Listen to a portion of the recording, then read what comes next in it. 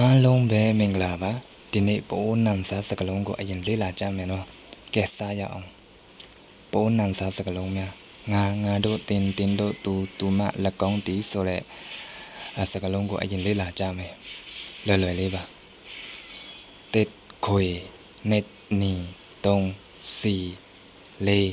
စီဖုံတစ်ဝေနှစ်ဝေမူသုံးဝေစီ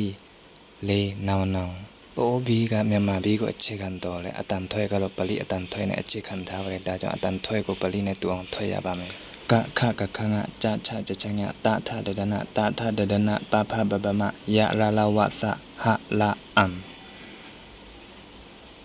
စလုံးနဲ့စကွဲနှလုံးကိုတော့ကြလို့အတန်ထွဲရပါမယ်ဘကုံကိုတော့ဖလို့အတန်ထွဲရမယ်ရကောက်ကိုတော့ရလို့တန်ထွဲရမယ်တကိုတော့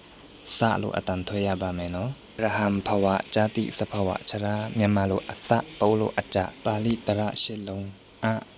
အီဥအေအောဘီနဲ့တွဲတဲ့အခါမှာဒီလိုပြောင်းလဲသွားပါတယ်နော်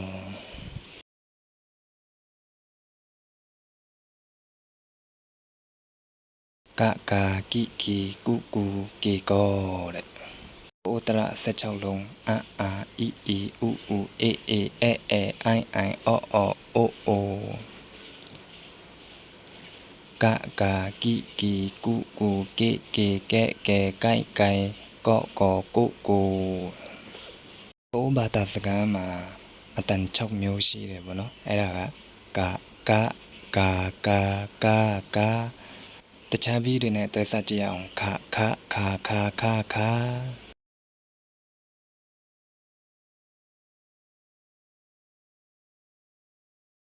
ခွေနီစီဖုံဝေမူဝေစီနောင်တ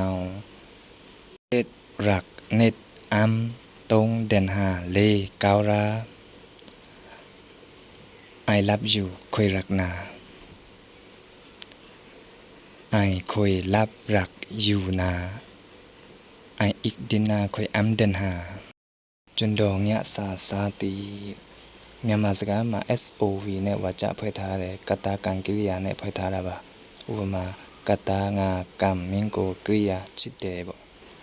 ဘုံမှာလည်း SVO နဲ့အခြေခံအဖြစ်ဝါကျဖွဲ့ထားပါတယ်လို့မှတ်ပါကတာကိရိယာကံပေါ့တက်တီနဲ့ထွားတုံဒေါလေငမ်တက်ဖရေနဲ့ဂျာတုံထူလေတုံထူတက်ကြိုင်เน็ตพรูตรงแองเลนา